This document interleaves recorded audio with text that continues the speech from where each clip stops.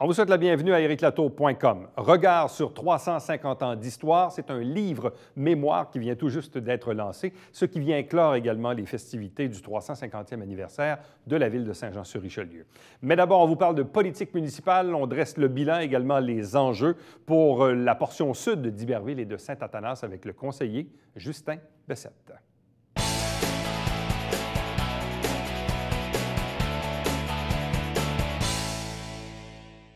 Comme on le fait à chaque automne, on dédie des entrevues aux conseillers municipaux de Saint-Jean-sur-Richelieu pour parler directement de leur district ou encore de leurs responsabilités au sein de la ville. Et aujourd'hui, c'est au tour d'Iberville-Saint-Athanas-Sud d'être représenté par Justin Bessette. Bonsoir et bienvenue. Bonsoir. On est à la 3e année du présent mandat. Dans votre cas, vous, c'est votre 2e mandat, donc déjà 7 ans de conseiller municipal derrière la cravate. Avec une famille maintenant. Avec une famille maintenant, de jeunes enfants. Est-ce que ça vieillit son homme? Ça vieillit. Vous me faites vieillir. Bon. Qu'est-ce qui a caractérisé, selon vous, les 3 premières ou les 3 dernières années là, du présent mandat? On s'entend qu'il y a eu la séparation avec M. Fecteau, avec l'équipe. Puis on a vu dans les dernières, je le décortique un petit peu, dans la dernière année, plus le groupe jeune voter ensemble, puis travailler plus ensemble sur les résolutions, puis travailler ensemble, puis avoir une façon de penser plus égale. Là, il y a eu votre réintégration au comité plénier. C'est le comité de travail qui se tient à huis clos entre les élus, le maire et les 12 conseillers. Vous avez été exclu pendant une période de 6 mois. Là, vous êtes de retour depuis quelques semaines. Comment ça se passe? Le climat est froid. Oui. Le climat est très froid. On ne se comptera pas de menterie. Le climat, même autour de la table, il y a un climat quand même qui est froid. Écoute, on s'entend que M. Fecteau, c'est peut-être pas une mauvaise personne, mais il n'y a pas le leadership pour runner la ville présentement. Puis même autour de la table, on le voit. Il ne dégage pas pour le leadership qu'il devrait dégager. Là. Bon. Je vous ai déjà posé la question, évidemment, puisqu'on en parle, il faut la reposer. Qu'est-ce qui s'est passé? Parce qu'au départ, vous étiez dans l'équipe de Michel Fecteau il y a 3 ans, avec Hugues Larivière, avec Mélanie Dufresne, qui ont également quitté le navire. Et là, il y a eu une brisure en cours de route. Plusieurs promesses pas tenues, pas de ligne droite à savoir, pas de direction, pas de rencontre d'équipe, jamais de réunion d'équipe. Écoute, il a commencé présentement, il fait des réunions avec les autres. Il n'y a jamais eu de réunion d'équipe le temps qu'on était en équipe. Puis là, il a commencé à faire des meetings avant le plénier. Fait que, on parle du plénier qu'on a été réintégré, mais il y a des conseillers qui ne sont pas dans le meeting avant le plénier. Fait que, c'est comme difficile de suivre un peu quand on n'a pas une ligne directrice, puis après ça, on vote d'un côté, on vote de l'autre, on n'a pas de ligne directrice, c'est quand même difficile à suivre. Bon, en même temps, il y a tout un contexte. Comme je le disais tantôt, le maire vous a exclu du comité là, pendant une période de 6 mois, mais en même temps, vous faites actuellement l'objet de 3 enquêtes de la Commission municipale du Québec, une qui vient des pompiers, une qui vient du service de police et une troisième, je pense, là, qui vient du conseil lui-même ou d'un groupe de conseillers. Comme M. Fecteau en a une, comme j'ai pu démonter en... Tu sais, les plaintes en éthique, on s'entend, il ne faut pas s'énerver. Parce que là, les décisions ne sont pas encore rendues. Il n'y a rien de criminel là-dedans. C'est des procédures qui ont été... Une des plaintes que je peux nommer, puis ça en est presque rigolo, c'est... Je suis sorti, j'ai déclaré être en conflit d'intérêts dans un fait. J'ai dit que j'étais en conflit d'intérêts. Les 2 autres fois que ça a passé en public, je suis sorti, mais je n'ai pas répété que j'étais en conflit d'intérêts. Fait que, on est dans la procédure. J'ai même pu démontrer, quand on m'a réintégré, on m'a sorti, j'ai même pu démontrer que pratiquement tous les conseillers avaient commis des fautes d'éthique, soit en déclarant pas le cadeau qu'ils avaient reçu d'un festival de Montgolfière, soit en omettant de déclarer des choses. Fait que, un moment donné, quand tu veux jouer sa virgule, puis je comprends, moi, je prétends pas être avocat. Puis même quand tu vas voir, tu t'informes, tu vas voir M. Lapointe, c'est facile quand la ligne est vraiment claire. Mais quand la ligne, on joue dans, tu l'as dit, mais tu ne l'as pas dit la 2e fois, ça devient un petit peu compliqué. Là, vous vous attendez à avoir une décision de la commission bientôt dans l'une des... Pas présentement, parce qu'ils sont en grève, là, présentement. Oui, c'est vrai, les avocats du gouvernement sont en grève. Que ça soit fini la grève, Mais craignez-vous d'être blâmé, que ça vous égratigne un peu politiquement? Blâmé, pourquoi? Pour avoir dit que de la façon que les pompiers, ça fonctionnait, c'était pas tout à fait correct. J'ai pas plus de crainte d'être... puis c'est les citoyens qui vont décider. Je suis celui qui a toujours brassé. Je suis celui qui a toujours dit les vraies choses avec les mots que j'utilise. Si ça ne fonctionne pas avec la commission, la commission mettra un blanc. Puis si les citoyens jugent que de la façon que ça s'est passé, c'est pas correct, c'est eux qui vont juger. Mais je suis le même monsieur qui était là 2 ans. puis qu'il y en a qui se sont sentis égraignés. Tu sais, les policiers, on s'entend qu'on regarde ce qui se passe. On a vu M. Fontaine qui a fait sa sortie. On a vu M. Fecteau qui a une plainte lui aussi à la commission. Ouais. Fait que, tu sais, c'est comme à Saint-Jean, quand tu arrives devant le juge, on est comme rendu connu parce que c'est rendu qu'on utilise la commission pour une game politique. On se dépose des plaintes mutuellement, puis on regarde comment ça passe. Je trouve pas que c'est drôle comme situation, mais c'est un peu ça qui se produit. Là. Bon. Dans le district numéro 2, oui. Iberville-Saint-Athanas-Sud, au cours des 3 dernières années, quels sont, disons, les principaux enjeux, si on a tracé, disons, un bilan là, des interventions particulières qu'on a réussi à faire là, dans le présent mandat? On a l'asphalte qu'on est venu il y a pas longtemps, que c'est quand même un enjeu. Pour les rues en gravier. Les rues en gravier, qu'on parle de mettre de l'asphalte, qu'on on a mis ça au budget, c'est quand même un gros gain. On s'entend qu'avant qu'on en parle, c'était même pas sur la liste. Il y a le vidangeage des fosses septiques qu'on avait promis que j'ai trouvé la solution avec le gouvernement fédéral pour que les villes soient subventionnées, qu'on puisse subventionner l'installation. Ça vient un peu avec ce que j'avais proposé. La seule chose qu'on a cherché, il reste rien que la part de la ville à faire pour que ça soit accessible. Mais ça va aider tous les gens qui ont des fosses septiques vont être subventionnés, soit pouvoir étaler les paiements de la fosse septique. Tu sais, demain matin, quand tu as une fosse septique à faire puis tu dois sortir un 15 ou 20 000, si tu peux l'étaler sur 5-6 ans sans intérêt, on s'entend que ça aide tout le monde. C'est un des grands enjeux. On a eu les jeux d'eau, tu sais, les petites choses, les jeux d'eau qu'on a gagnés, le parc à chiens qui s'est fait. Il reste encore du travail à faire, mais je pense qu'on s'en va dans la bonne direction. Est-ce qu'il y a un élément particulier dans l'année à venir, d'ici la prochaine élection? Est-ce qu'il y a un enjeu que vous souhaitez voir se réaliser ou se corriger? Je pense qu'il faut conclure. Les vidangeages de fosses septiques, je pense qu'à un moment donné, on a un programme fédéral. On doit juste commencer à l'appliquer. Quand on regarde qu'il y a des villages comme Saint-Alexandre qui l'appliquent à leurs citoyens, bien, je pense qu'on est dans la bonne voie. Je n'ai pas eu de fermeture là-dessus, mais d'ici l'élection, ça devrait être conclu. Là. Bon, faites référence à l'asphaltage des rues en gravier. Là. Vous étiez d'ailleurs avec le représentant de l'association, le regroupement de citoyens l'autre jour. Qu'est-ce qu'on a pu réussir à inclure dans le budget 2017 pour asphalter des rues en gravier? On va faire l'étude. On va commencer l'étude. Tout n'est pas dans le budget, mais on va faire l'étude. On va regarder comment ça coûte. La porte, elle vient d'être ouverte. Là. Dans le budget, on a ouvert la porte, puis on a réalisé le problème, puis on a une ouverture. Juste ça, c'est déjà beaucoup. Quand on a commencé à en parler, au conseil, l'ouverture n'était pas nécessairement là tout le temps.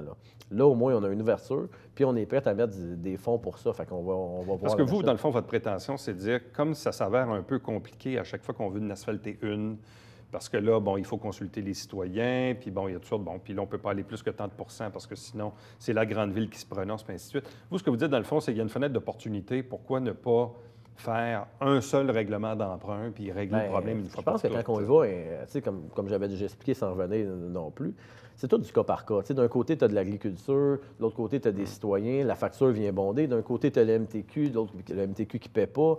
Tu as des terrains dans la zone inondable, qu'il y a 4 terrains qui appartiennent à la ville. Il y a 2 citoyens, on fait le vote, la ville ne paie pas la partie zone inondable. Les gens arrivent avec des factures de 200 000 $. Ils disent non, c'est-tu parce qu'ils n'en veulent pas ou c'est parce que la facture est trop haute? Fait que, tu sais, faut comme agglomérer puis trouver une solution. Puis, le point le plus important, reconnaître la fondation qui est là. Parce que quand on dit qu'on refait la rue, le coût le plus important, c'est 60 ou 70 % de la facture, c'est la fondation. Ouais. Mais la fondation, quand la ville a accepté les rues, on a accepté la fondation. Vous avez voté récemment en faveur du budget. Oui. Est-ce que le budget est avantageux pour les citoyens d'Iberville? On en gagne. On en gagne aussi du côté pour l'asphaltage. Un des gros points, c'était l'asphaltage. C'est sûr qu'on n'est pas au gel de taxes qu'on avait promis pendant l'élection. J'étais un petit peu déçu. On aurait aimé le gel de taxes complet, mais on s'en est approché. Fait, je ne peux pas non plus toujours être en désaccord. Je pense qu'il y a quand même eu un bon boulot, même si on aurait pu s'approcher du congé de taxes complet. Là. Parce que l'autre question qui me vient en tête, puis votre collègue Larivière, qui représente la partie nord d'Iberville, revient souvent avec ça, dire le partage, le fameux partage entre l'urbain et le rural, entre l'ancien Iberville puis la nouvelle ville de Saint-Jean aujourd'hui. Est-ce que Iberville en a pour sa part du gâteau, que ce soit dans le plan triennal d'immobilisation ou là dans le présent budget pour lequel vous avez voté favorablement? C'est ça la question. Puis là, ça va revenir, on va être en élection dans un an. Quand on parle du partage, on s'entend que les gens qui sont en campagne n'ont rien gagné là-dedans, puis ils perdent encore. Je vous donne des exemples très simples. Demain matin, on refait une conduite de rue parce que le pluvial est fini. C'est la grande ville qui paye pour le pluvial. On creuse un fossé Une décharge, c'est le citoyen qui paye pour sa décharge. Mais où est l'égalité? La décharge a été creusée une fois. Je dis décharge, c'est un fossé. Il a été creusé une fois. Mais le citoyen, quand on le refait, il faut qu'il le refasse parce que selon la réglementation, c'est lui qui paie. Mais quand on arrive dans les rues, on dit qu'il a payé une fois, puis on n'en parle plus. Tu sais, il y a toujours, ce que je dis toujours, c'est que toute chose a un amortissement de vie, tu sais, une durée de vie. Mais quand on dit qu'on l'a payé une fois, puis tu n'as plus à repayer, bien souvent, les gens de campagne, c'est eux qui perdent là-dedans. Fait qu'on parle de ça, on parle des fosses septiques. Tu sais, demain matin, c'est beau quand tu es connecté, mais quand tu vis en campagne, tu as une fosse septique, tu as un puits. On connaît les problèmes de puits présentement, tu sais, puis partout dans la ville. Là. Quand tu ouvres le robinet, c'est pas officiel que ça va couler. C'est ça, une équité qu'il faut commencer à redonner un peu pour que ces gens-là se retrouvent. Les parcs, la proximité de parcs. Quelqu'un qui vit à 4-5 km ou 10 km d'un parc, bien, puis qui paye le même prix, c'est pas vrai qu'ils vont en profiter autant. Bon. Il y a une chose qui m'a étonné il y a quelques semaines parce que, bon, il y avait une résolution pour avancer des fonds pour le Festival de Montgolfière et vous avez voté contre. Par contre, au dernier conseil, il fallait allouer une aide financière additionnelle pour le festival qui correspond grosso modo au déficit de l'an passé. Et là, vous avez voté pour. Il y a eu une petite discussion en plénier qu'on n'a pas, puis je ne commenterai pas sur la discussion, mais il y a eu une petite discussion en plénier. Puis effectivement, je suis de ceux qui disent demain matin, on doit arriver à un équilibre zéro.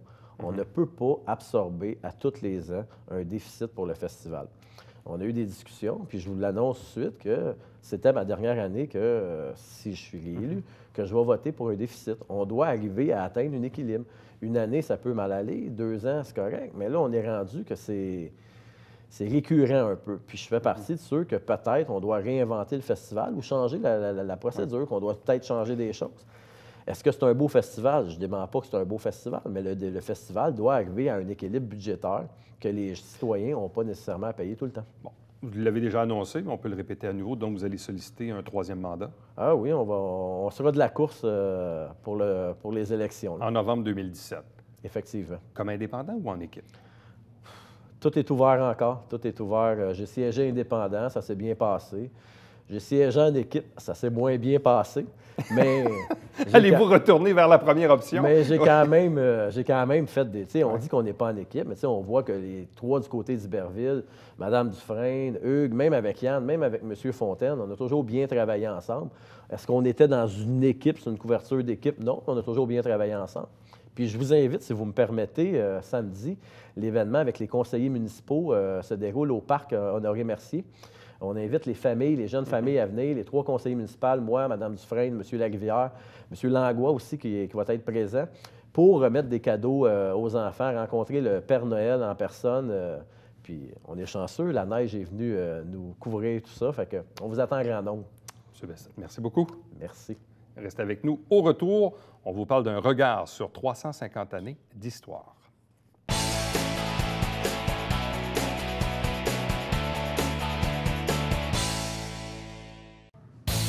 Salut, ici Alexandre Baudouin. Et François Trépanier. François, cette semaine à Sport Express, on parle du fonds Claude Raymond. Oui, avec Claude Raymond lui-même, Stéphane Beauregard et Marc Labbé qui sont administrateurs du fonds. Oh, on a frappé un grand coup. Oh, manquez pas ça.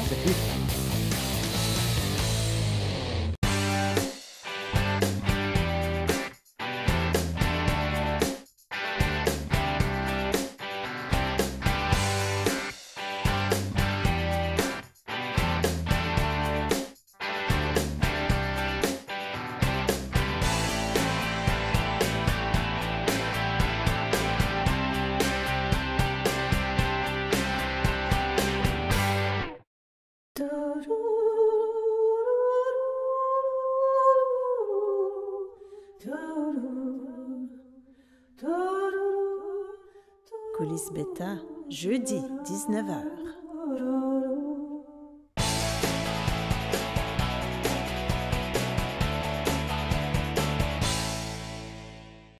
Tout au cours de 2016, on a célébré à Saint-Jean-sur-Richelieu 350 années d'histoire. C'était les fêtes du 350e. Il y a eu une panoplie d'activités. Et ce qui vient un peu clore à l'occasion de ce mois de décembre, ce qui vient clore un peu cette année d'activité, c'est le lancement d'un livre « Regard sur 350 ans d'histoire Saint-Jean-sur-Richelieu », des capsules historiques qui retracent évidemment un riche passé. Avec nous, son auteur, Marie-Lou Desnoyers. Bonsoir et bienvenue. Bonjour. Comment le projet est-il arrivé jusqu'à vous?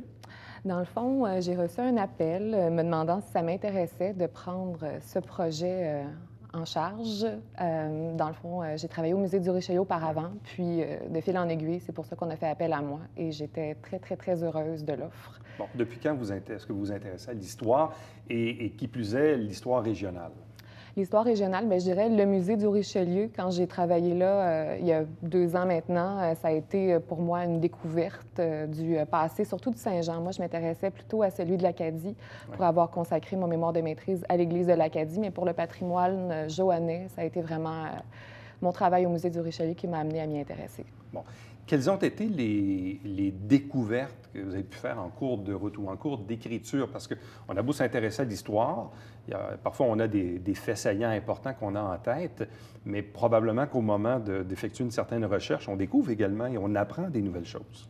Oui, c'est certain qu'il y a beaucoup de personnages qui reviennent dans l'histoire de Saint-Jean, comme Félix Gabriel Marchand, des personnages forts comme ça, mais il y a d'autres personnages qui sont peut-être, qui étaient plutôt dans l'ombre, si on veut, qui ont ressurgi au niveau de mes lectures. Puis, je pense, entre autres, ça pourrait être Henriette Audin-Feller, qui était plutôt située à Saint-Blaise, mais qui a eu un impact quand même sur Saint-Jean-sur-Richelieu, parce que ça a été le premier lieu de culte protestant francophone au Québec. Donc, c'est de voir que toutes ces choses-là se situent à proximité et ont un impact sur Saint-Jean-sur-Richelieu. Bon, il y a souvent, quand on parle d'histoire, différents paliers. Bon, moi, j'ai 45 ans, donc j'ai un certain historique de ma ville ou de ce que mes parents ou mes grands-parents ont pu me raconter, ou par les photos également qu'on a pu voir au cours du dernier siècle. Mais quand on arrive au 19e siècle, au 18e siècle, même au 17e siècle, là, c'est un peu plus abstrait. Quant à moi, je donne un exemple parce que votre livre, la préface, est de Réal Fortin, qui m'a enseigné le français en première secondaire, mais Réal également qui a fait un ouvrage sur le fort Sainte-Thérèse, dont personne ne parle, ou même à la limite, quand on a un peu ressuscité le fort Saint-Jean, il y a bien des gens qui ne savaient même pas qu'il y avait eu un fort sur le site du Collège militaire, parce qu'évidemment, le bâtiment original n'existe plus. Donc, comment on arrive à retracer, disons, les premiers balbutiements de l'histoire? Bon, on dit oui, Champlain a découvert le territoire en 1609, mais quand Champlain est arrivé sur le territoire, ça avait l'air de quoi? Et pourquoi il passait par ici? Dans le fond, pour essayer de répondre par étape à votre question, ce qui peut amener à faire des recherches comme ça en profondeur, c'est peut-être se rapporter aux écrits de l'époque. Dans le fond, j'ai consacré une bonne recherche aux écrits des Jésuites, dans le fond, qui discutent des différents forts qu'il y a eu le long du Richelieu, particulièrement celui du Fort Saint-Jean. Aussi, c'est par l'entremise de différents artefacts, comme ceux qu'on peut retrouver au musée du Fort Saint-Jean, par exemple. Là-bas, il y a un fragment d'un canot d'écorce qui serait un spécimen unique en Amérique du Nord, qui a été ressurgi dans le fond des fouilles archéologiques. Donc, par l'entremise de différents artefacts comme ça, on peut essayer d'avoir plus d'informations pour éclaircir notre vision des faits par rapport, par exemple, au premier fort Saint-Jean.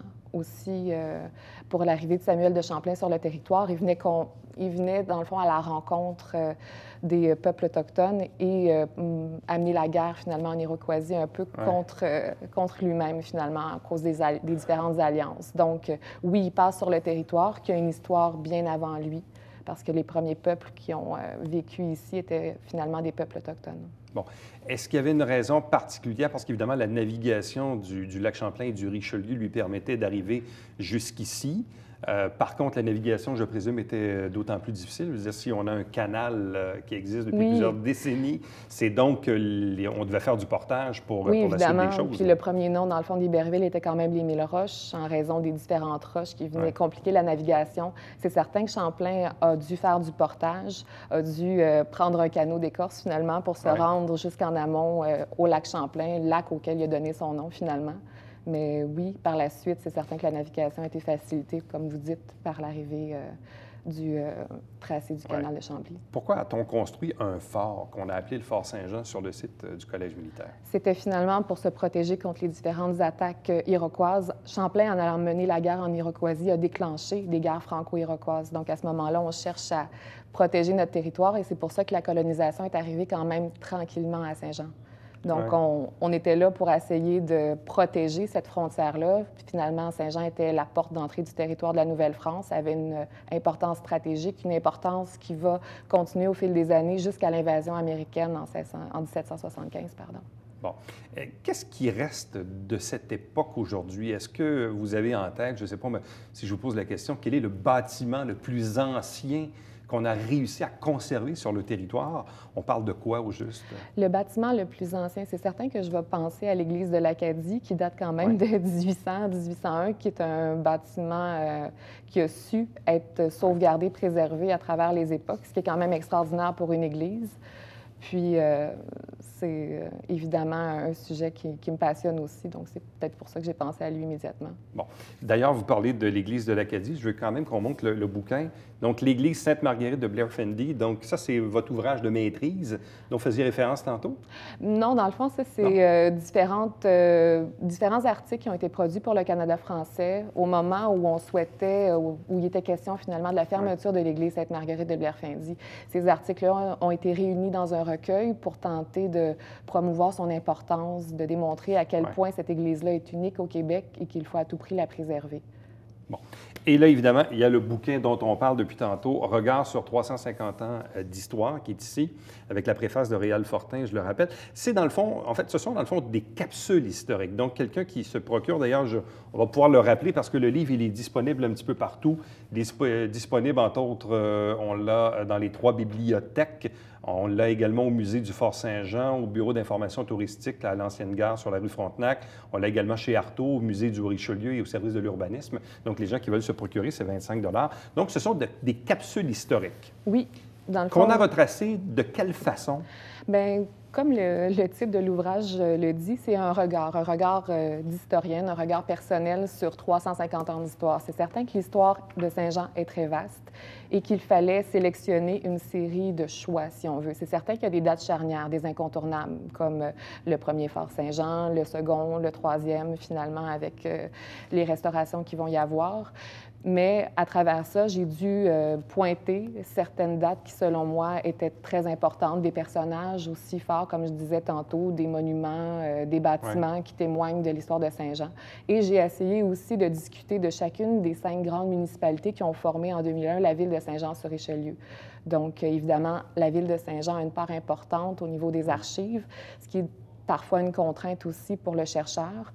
Mais ce choix-là a été fait avec une vision d'ensemble que je voulais synthétique pour le lecteur. On peut lire chacune des capsules dans l'ordre, dans le désordre, puis on a quand même une bonne vue d'ensemble. Et il y a des morceaux, donc, qui vont considérer Iberville? Oui, évidemment. C'est certain qu'il va être question de la naissance de chacune des paroisses.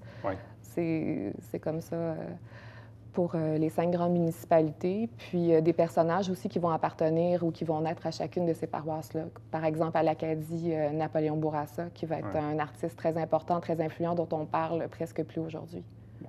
Évidemment, il y a aussi des événements marquants au cours de ces 350 années d'histoire. Bon, on n'a qu'à penser évidemment à l'incendie. Oui, le Grand Feu. Le Grand Feu. Ça, évidemment, c'est un événement marquant de l'histoire. Mais aussi, bon, souvent, quand on parle de l'histoire, quand on était tout petit, puis on allait d'ailleurs au musée, évidemment, on parlait souvent de la Dorchester, évidemment, le chemin de fer entre Saint-Jean et la Prairie, qui a été marquant dans l'histoire parce que l'endroit, d'ailleurs, sur lequel on est en ce moment, ou peut-être un peu plus bas, il y a une époque, il n'y a peut-être pas de photos vraiment pour s'en rappeler, mais il y avait un port d'entrée incroyable ici au niveau de l'activité économique. Mais en parlant de la Dorchester, justement, il faut penser que c'est le premier chemin de fer au Canada aussi qui relie Saint-Jean à la Prairie. C'est quand même pas rien non plus.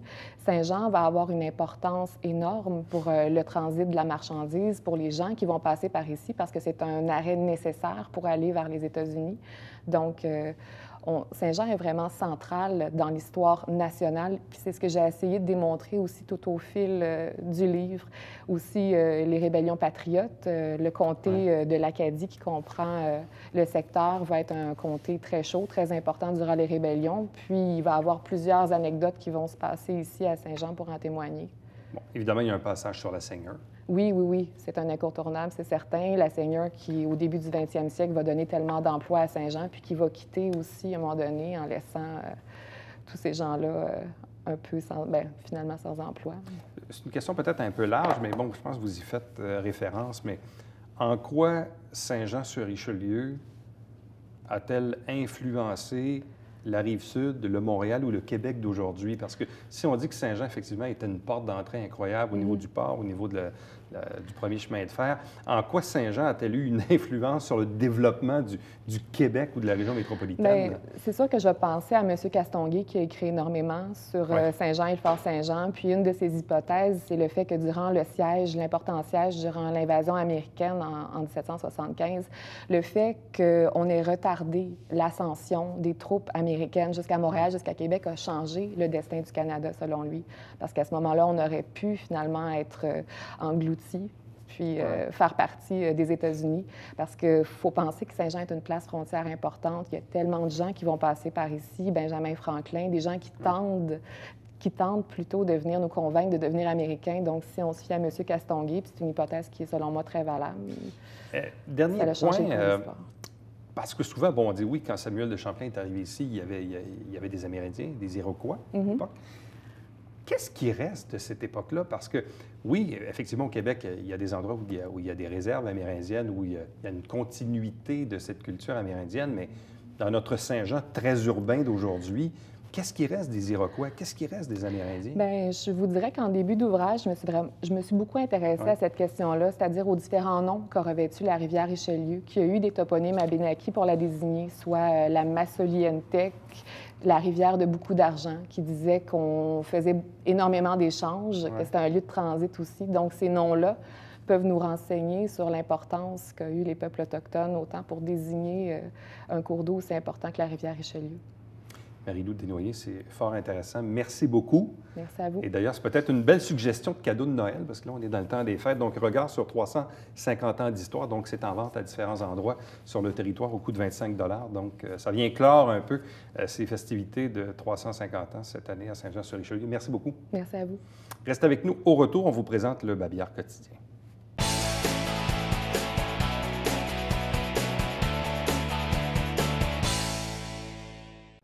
Petit rappel, lorsqu'il y a opération de déneigement, il est de votre obligation de vous assurer qu'il y a une opération et que vous ne pouvez pas stationner dans la rue. Vous pouvez vous renseigner par téléphone, texto, Facebook, Twitter, le site Internet de la Ville. Bref, il y a différentes façons de s'informer. Entre-temps, je vous rappelle qu'on a toujours un télébingo le dimanche matin, 9h30 en direct avec 3 500 $ en prix. Notre prochain rendez-vous, c'est demain. Bye-bye.